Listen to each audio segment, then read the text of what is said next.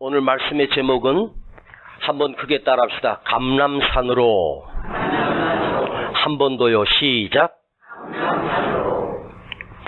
지난주에 이어서 초막절이 되면 이스라엘 백성들은 그때가 가을이기 때문에 추수기이기 때문에 추수한 곡식을 가지고 초막절에 축제하기 위해서 모든 이스라엘 백성들은 예루살렘 성전으로 그 추수 감사 예물을 들고 성전으로 올라오게 되어 있습니다. 그 축제가 끝나는 그때쯤 예루살렘은 그야말로 인산인해를 이룹니다. 7일간의 축제가 잔치로 벌어지게 됩니다. 이 축제의 인파 속에 주님도 마지막 날 올라가셨습니다. 그곳에 올라가신 우리 주님은 다른 사람들이 올라간 목적과는 다르게 축제를 즐기기 위해서 올라간 사람과는 다르게 그곳에 올라가셔서 십자가를 지시기 전에 이스라엘 백성들을 향하여 말씀을 가르치시기 위해서 주님이 올라가신 것입니다. 그들은 단 한 사람도 주님을 환영한 적도 없습니다. 그 군중 속에 주님이 숨겨져 계셨는데 아무도 주님이 오신 것을 몰랐습니다. 대제사장 무리는 예수가 이 축제에, 이 초막절 마지막 때에 올라올 것을 준비하기 위해서 체포조를 발동했습니다. 만일 예수가 올라오거든 너희들은 반드시 그를 잡아라. 그런 위기 속에서 주님은 누구든지 목마르거든 내게로 와서 마셔라. 나를 믿는 자는 그 배에서 성경의 이름과 같이 생수의 강이 흘러나리라. 그야말로 목숨을 걸고 외치신 것입니다. 그 예수님의 가르치심을 받은 백성들은 적지 않은 많은 사람들이 큰 충격을 받았습니다. 드디어 메시아가 오셨다. 그리스도의 시대가 왔구나. 그리고 그 말씀을 듣고 믿기 시작한 사람들이, 허다한 무리들이 예수 그리스도의 말씀을 듣고 믿게 되었고 은혜를 받았습니다. 그런데 그 모든 초막절 절기의 축제가 끝나고 서서히 어둠이 내려올 때에 오늘 성경은 각각 집으로 돌아갔다고, 각각 자기 집으로 돌아가고, 요한복음을 기록했던 사도 요한이 그 성경의 해석을, 그 당시의 상황을 우리에게 전해주고 있는 것입니다. 각각 집으로 돌아가고 예수는 감람산으로 가시다. 원문을 보니까 무리들은 다 각각 자기 집으로 돌아갔다. 그러나 예수님은 홀로 감람산에 가시더라. 자, 오늘 본문 속에서 아주 상반된 두 가지 모습을 발견할 수 있습니다. 무리들, 백성들, 이 사람들이 얼마나 이기적인가. 주님은 생명을 걸고 목숨을 걸고 그들을 살리기 위하여 말씀을 외치셨습니다. 그 말씀을 듣고 감동도 받았고 예수 그리스도를 나의 구주라고 고백도 했고 메시아가 오셨다고 외쳤고 주님을 영접한 사람들이 모든 것이 끝남과 동시에 그들은 각각 자기 집으로 돌아가 버렸습니다. 여러분, 감동받기 좋아하시죠? 은혜 받는 것 행복하시죠? 말씀 듣는 것 즐겁습니다. 모이기를 좋아하고 메시아를 기다렸던 그들은 해가 짐과 동시에 예수가 어찌 됐든 상관없이 다 잊어버린 채 언제 은혜 받았는지도 생각도 못하고 자기 집으로 돌아갔습니다. 왜요? 언제나 내가 중요하기 때문입니다. 내 자식만 중요하고, 내 가정만 중요하고, 내 삶이 중요하고, 내 안위가 중요합니다. 바로 그들은 이기적인 인간들이었습니다. 자기 집으로 가기에만 바쁜 사람들이었습니다. 그 한 사람도, 누구 한 사람도 주님을 따르거나 해가 질 때 예수님, 우리 집으로 가시지요. 제가 주님을 모시겠습니다. 단 한 사람도 주님을 자기 집으로 모신 사람이 없이 예수님은 감람산으로 가셨습니다. 자, 갈릴리에서 행하시던 주님이 예루살렘까지 오셨기 때문에 마땅히 주님은 거처가 없습니다.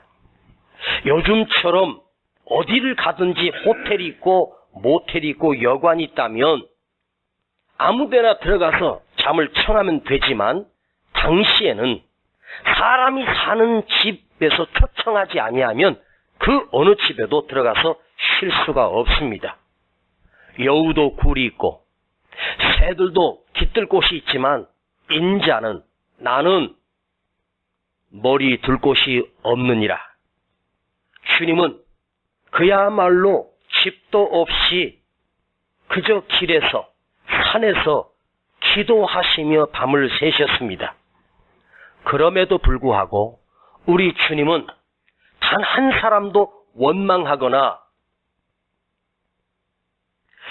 그 은혜 받은 사람들이 나를 버리고 가는 것에 대하여 조금도 섭섭함이 없었습니다.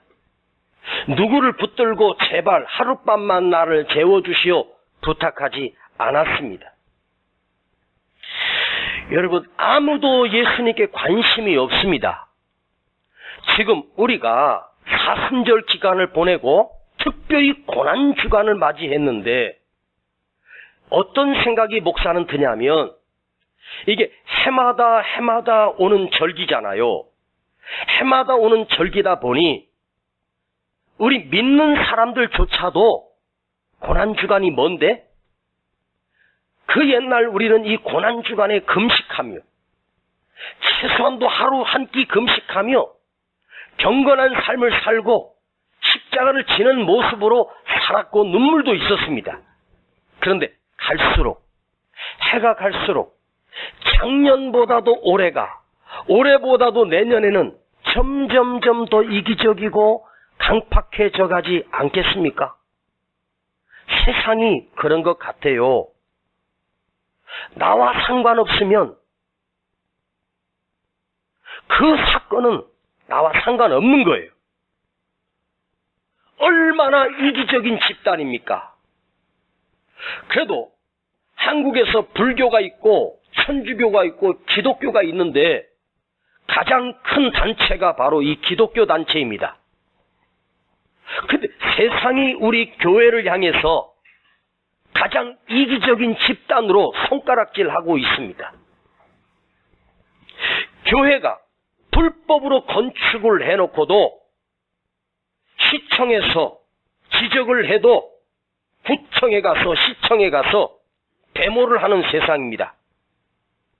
여러분, 한국교회가 얼마나 이기적이고 무서운 공룡 집단이 되어버렸습니다. 자기들만 옳고 자기들만 바르다고 생각하고 자기들만 진리로 산다고 착각하고 사는 이기주의가 바로 오늘 한국교회의 실모습입니다. 영어에서 버린다는 뜻이 리브입니다. 리브라고 하는 단어가 버린다는 말입니다. 자, 우리가 산다 할 때 라이브라고 하지요. 사랑한다 할 때 러브라고 하죠. 그런데 이 리브, 라이브, 러브 이 세 단어는 모두가 믿는다는 빌리브에서 나왔습니다. 빌리브, 믿는다는 거죠. 이 빌리브에서 나왔는데, 자, 그렇다면 믿는다는 것은 무엇을 의미하겠습니까? 믿는다는 것은 리브, 빌리브, 자기를 버리는 데서 시작된다는 거예요. 내가 예수를 믿는다는 것은 진리 안에 사는 라이브에서 나온 단어이고, 내가 예수를 믿는다는 것은 러브, 사랑한다는 단어에서 나온 것입니다. 자, 사랑하고 믿고 진리 안에 거하는 것은 바로 리브에서 나온 거예요. 버린다는 거죠. 무슨 의미인지 아시겠습니까? 버림에서 사랑이 나오고, 버림에서 믿음이 나오고, 버림에서 삶이 나온다는 거죠. 그러니까 버리지 아니하면 믿는 것도 거짓말, 버리지 않는다면 사는 것도 거짓의 삶, 버리지 않는다면 사랑하는 것도 거짓 사랑입니다. 여러분, 버리지 아니하면 진리 안에서 살 수가 없습니다. 지난주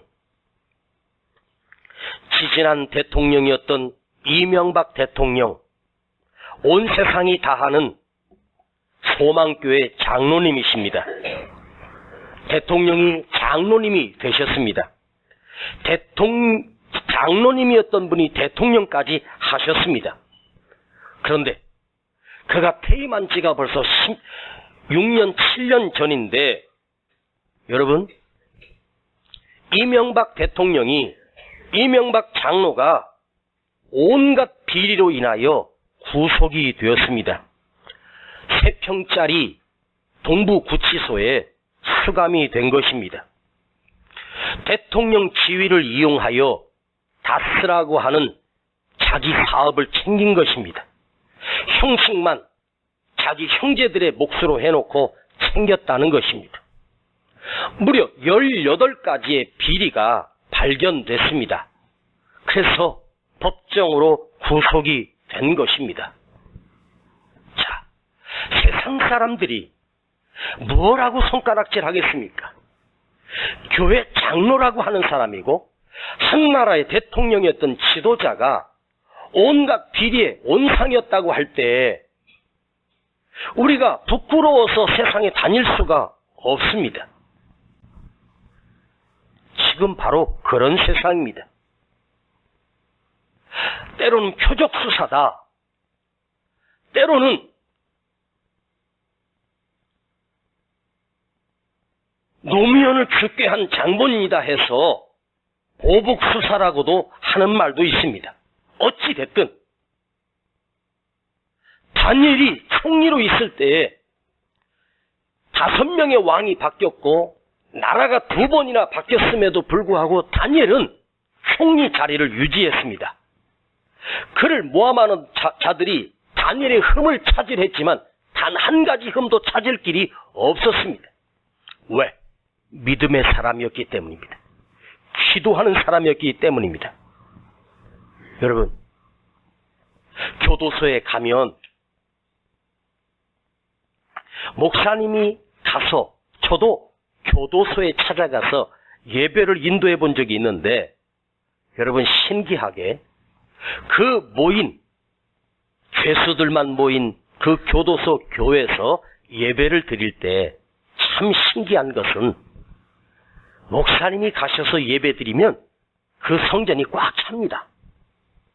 그런데요, 그 교도소 안에 들어와서 예수를 영접한 사람이 아니고 들어오기 전에 예수를 믿었던 사람들이 그 예배당에 모여서 예배를 함께 드립니다.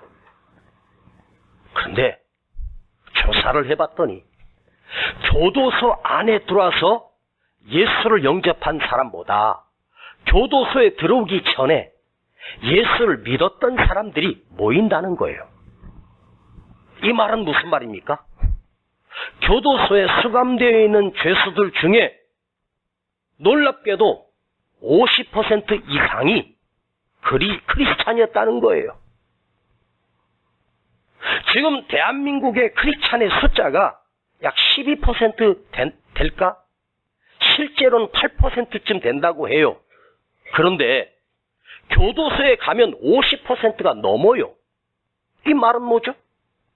범죄해서 교도소에 들어간 사람이 절반이 넘는다는 말은 무슨 죄를 지었는지는 모르겠지만 사기죄로 들어온 사람이 가장 많고 폭행죄, 여러 가지 죄목으로 들어온 그리스도인들이 그렇게 많다는 것입니다. 이것은 뭐죠? 진리 안에 살아야 되는 우리가, 믿음으로 산다는 우리가 버리지 않고 더 큰 욕심을 버린다는 거예요. 만일 몸이 아파서 병원에 입원했는데 의사가 당신은 암입니다. 석 달밖에 살지 못합니다. 이렇게 의사가 결론을 내립니다. 그런데 그 환자가 그리스도인이라면 대부분이 의사를 붙들고 반드시 살려주세요.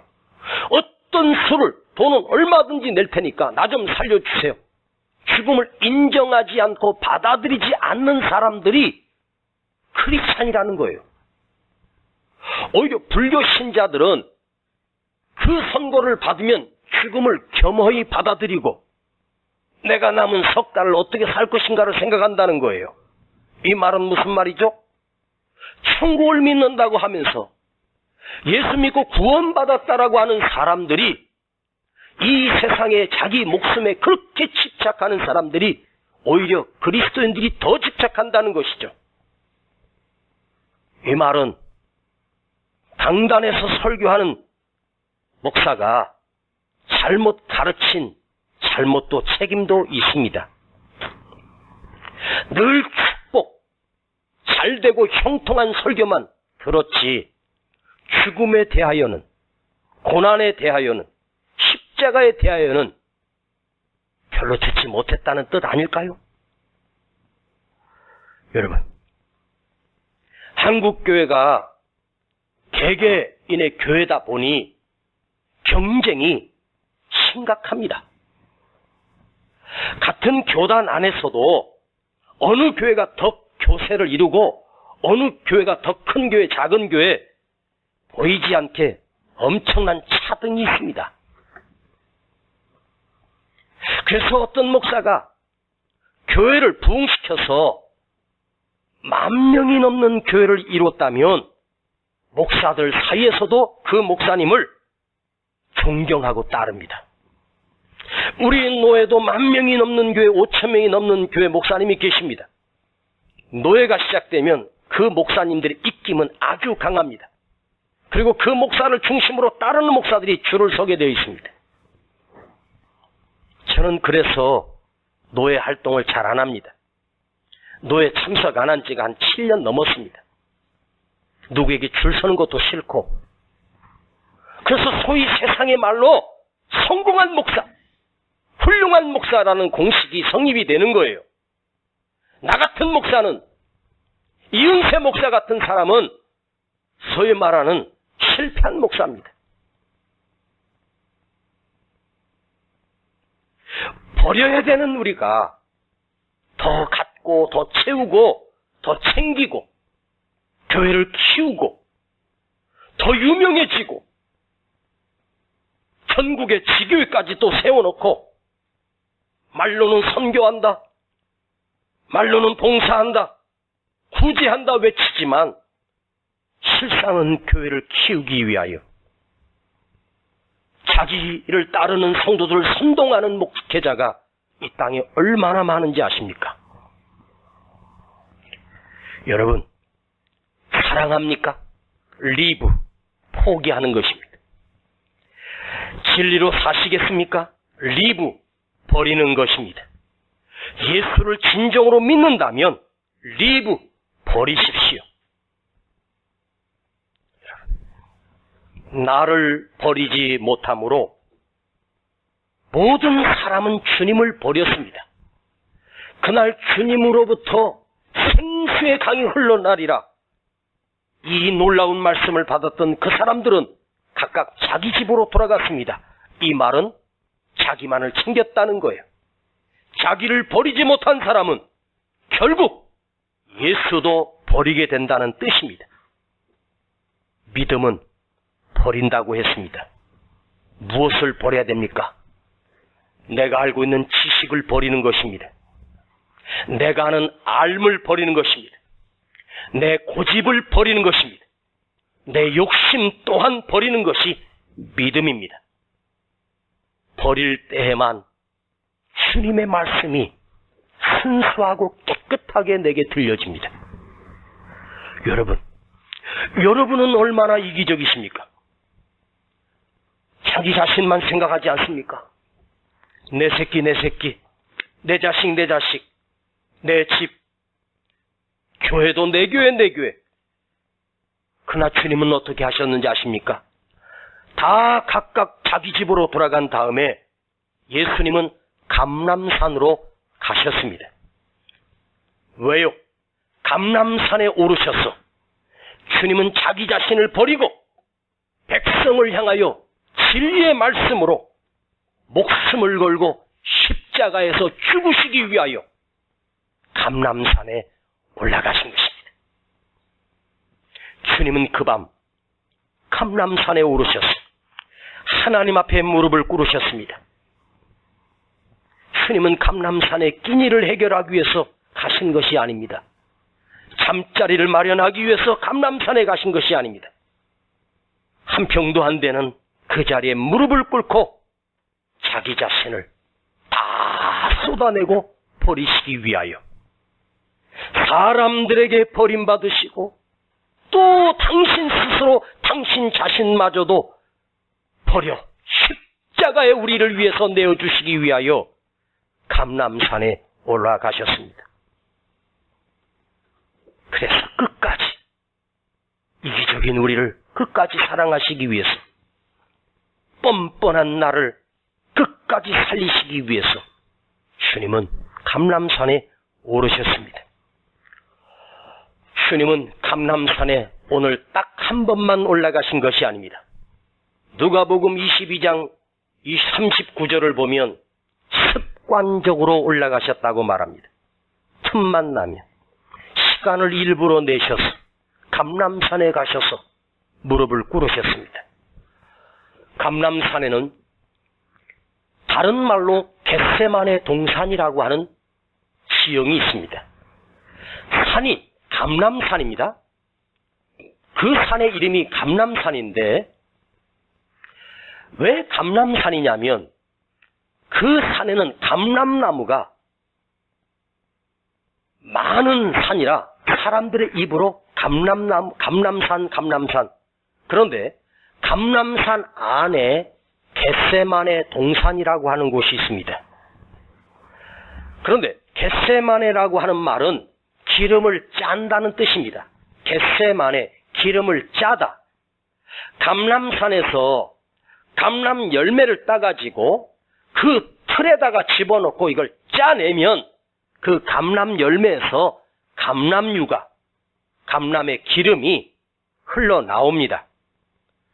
그런데 왜 주님은 하필이면 감람산에서도 겟세마네 동산에 오르셔서 거기서 핏방울처럼 땀방울이, 눈물이, 핏방울이 흘러내릴 만큼 간절히 기도하셨을까요? 바로 감람 열매를 기름으로 짜려면 여러분 혹시 참기름 짜는 거 보셨습니까? 참기름을 볶아서 틀에다가 집어넣고 옛날엔 사람이 직접 눌러서 했지만 지금은 기계가 수십 톤의 압력을 가지고 압력계에 넣어서 이걸 짜내기 시작하면 그 틀에서 양쪽 사이 구멍구멍으로 참기름들이 빠져나와 한 곳으로 모이게 되어 있습니다. 감람유를 짜기 위해서 겟세마네라고 하는 곳은 감람유를 짜내는 틀을 겟세마네 틀이라고 말합니다. 당신이 빠지고 깨지고 으깨져서 이 겟세마네에서 자기 자신을 찧어서 짜내어 우리를 살리시기 위해서 그 감람산에 오르신 것입니다. 예수님은 성자 하나님이십니다. 그럼에도 사람의 형상을 입고 오셨기 때문에 조금이라도 남아있는 욕망을, 조금이라도 남아있는 이기심을, 조금이라도 십자가를 거절하고 싶은 자기 생각을 겟세마네 틀에 집어넣고 깨뜨리시고 짜내심으로 온전히 자기 자신을 완전히 다 그곳에서 버리신 것입니다. 기도의 감람산을 통하여서, 기도의 겟세마네를 통하여서 당신을 버리셨습니다. 왜요? 우리를 살리시기 위해서. 왜요? 나를 살리시기 위해서. 여러분, 주님은 그 감람산을 힘입어 자기 자신을 내팽개치고 버렸던 제자들, 백성들,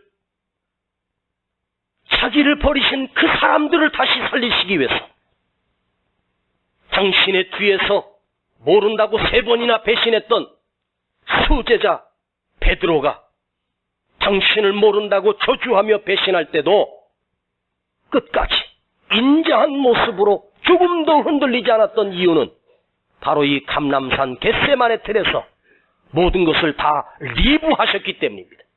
모든 것을 다 버리셨기 때문입니다. 사사기 9장 9절을 보니까 감람유는 하나님을 영화롭게 하고 사람을 살리는 기름이라고 설명하고 있습니다. 하나님을 영광스럽게 하며 사람을 섬기는 것이 감람유의 역할이라는 거예요.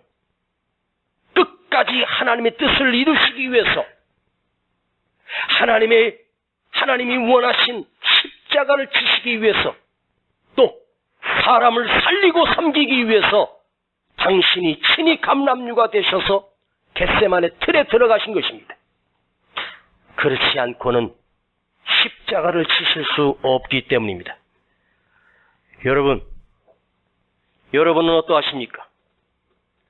소위 믿는 사람 치고 기도하지 않는 사람은 없을 것입니다. 더 중요한 것은 여러분은 어떤 기도를 하십니까?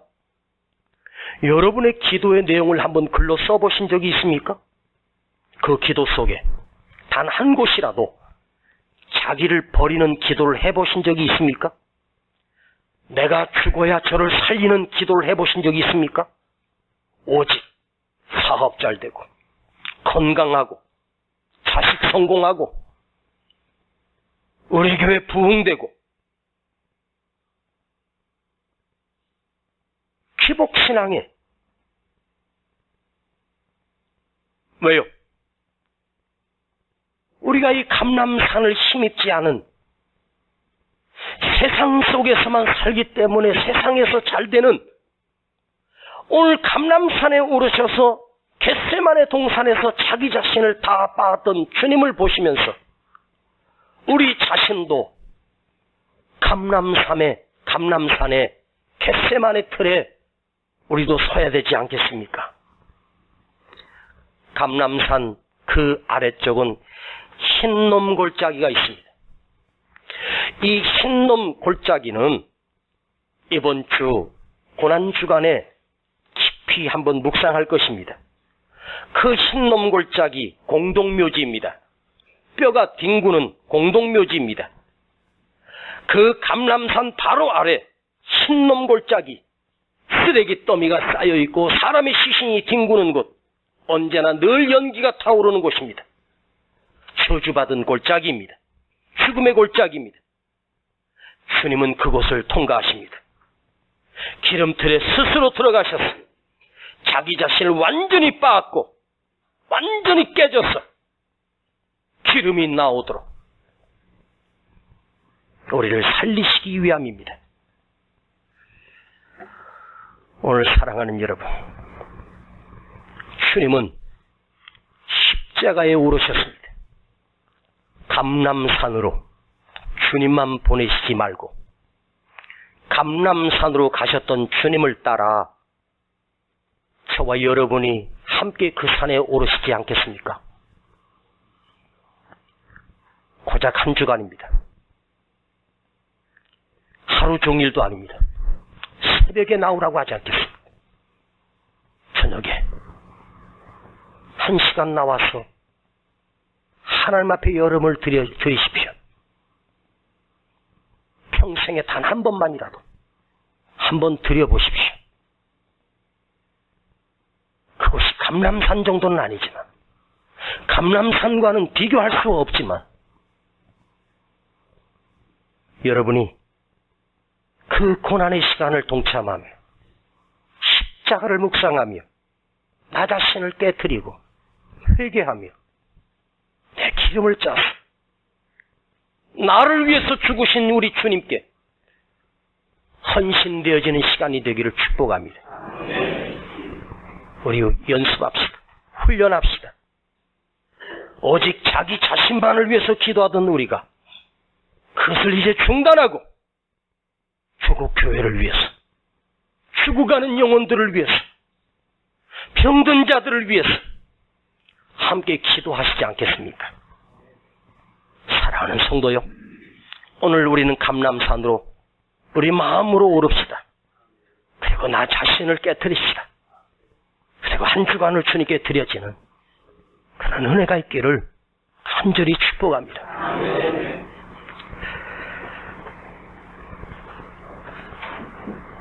당신을 버리고 다 자기 집으로 돌아간 그 사람들을 조금도 원망하지 아니하시고, 우리 주님은 스스로 감람산에 오르셔서 마지막 남은 욕망과 마지막 남은 인간의 생각을 깨뜨리시고 십자가를 지시기 위하여 당신 자신을 겟세마네 들에 집어넣으셨습니다.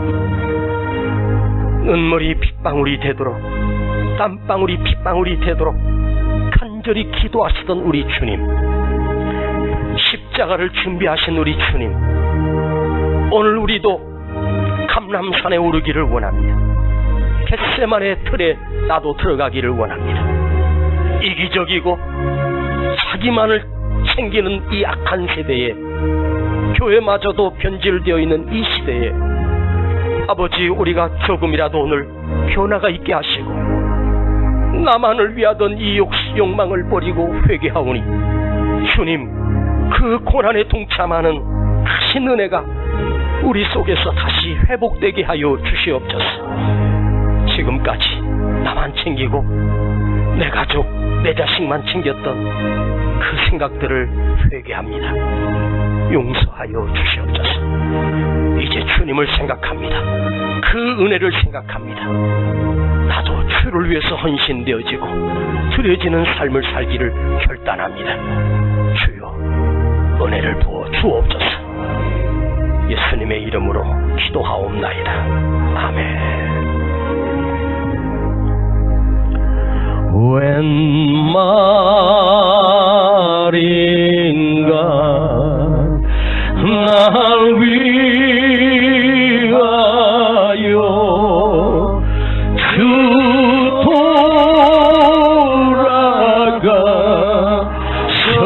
돌아가셨나. 이 벌레가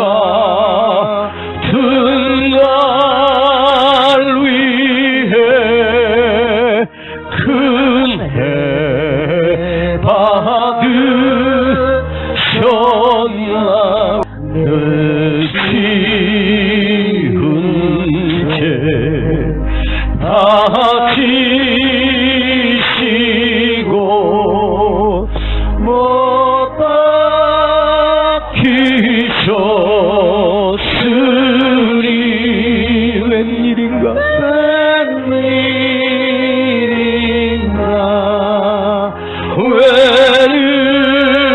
웬은혜인가 그 사랑 그 그 십자가 못 박힐 때 그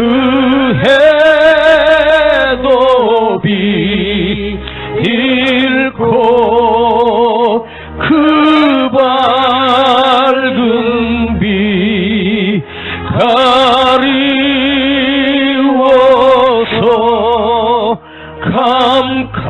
감게 되었네.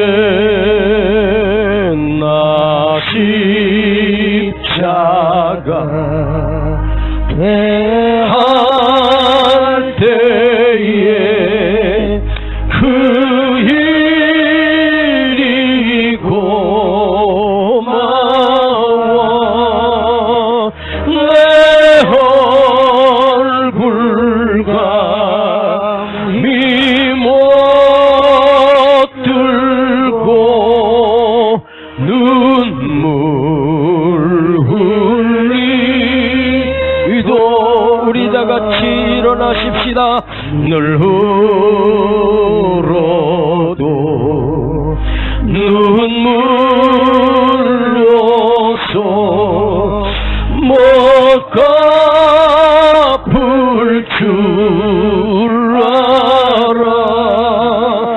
몸 밖에 드릴 것 없어 이 몸 바칩니다.